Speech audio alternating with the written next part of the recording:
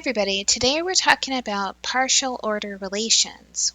We'll talk about two examples. One will be about collecting real-world data, and the other is a classic mathematical foundation for partial order relations. Let's start by thinking about a survey. Consider a research project that involves collecting survey data. The process would have 5 steps. You need to create the survey, conduct the survey, gather the results, enter the data, and analyze the results. And let's think about those steps. Could you possibly analyze the data if you don't enter it? Could you conduct the survey before you create it? To help us out, we're going to call this set of steps S, and we're going to let R be a relation on S where I is related to J if either I is equal to J or task I must be done before task J. The first thing I want to point out is that I is equal to J. That means when we write our relation, we would have 1, 1, 2, 2, 3, 3, 4, 4, and 5, 5. Everything's related to itself. Then I want you to think about creating the survey. That has to be done before any of the other steps. So I'll have 1, 2, 1, 3, 1, 4, and 1, 5. We also would need to conduct the survey. So we can't conduct the survey before the survey is created, so we won't have 2, 1, but we will have 2, 3, 2, 4, and 2, 5. And because we can't gather the results before we conduct the survey or create it, we're not going to have 3, 1, or 3, 2, but we will have 3, 4, and 3, 5. Entering the data is a choice. It's one we usually like to make, but it's really not required, so we're not going to put 4, 5 in our set R. So let's talk about what kind of properties we see for this relation. Because we have 1, 1, 2, 2, 3, 3, 4, 4, and 5, 5, we know this is reflexive. We could also go through the different elements like 1, 2, and 2, 3, leading to 1, 3 to show that the relation is transitive. We have one more property to add, which is antisymmetric. Antisymmetric says if xy is in R, then yx is not in R, unless of course x is equal to y. And that really leads us to the definition of partial order.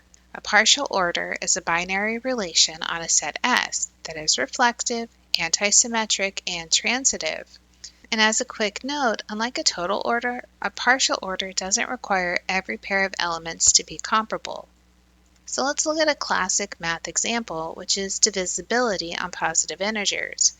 We're going to define a divides b on the positive integers as b being equal to k times a for some integer k. So for example, we could say 2 divides 6 because we know 6 is equal to 3 times 2. 2 is a factor of 6. Just like 3 divides 12 because 12 is 4 times 3, making 3 a factor of 12. We can even extend that to 1 divides n because n equals n times 1, so 1's a factor of n. A few examples where it doesn't work.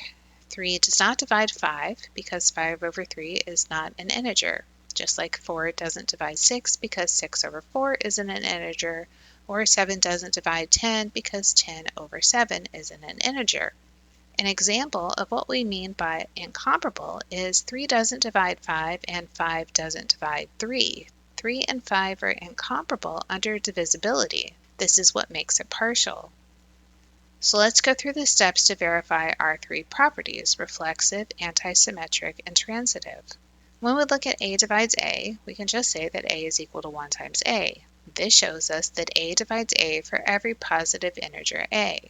For antisymmetric, if a divides b and b divides a, that should imply that a and b are equal.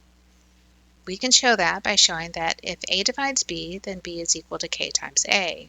If b divides a, then a is going to be equal to j times b. If we put that together, we have a is equal to jka. That means jk must be equal to 1.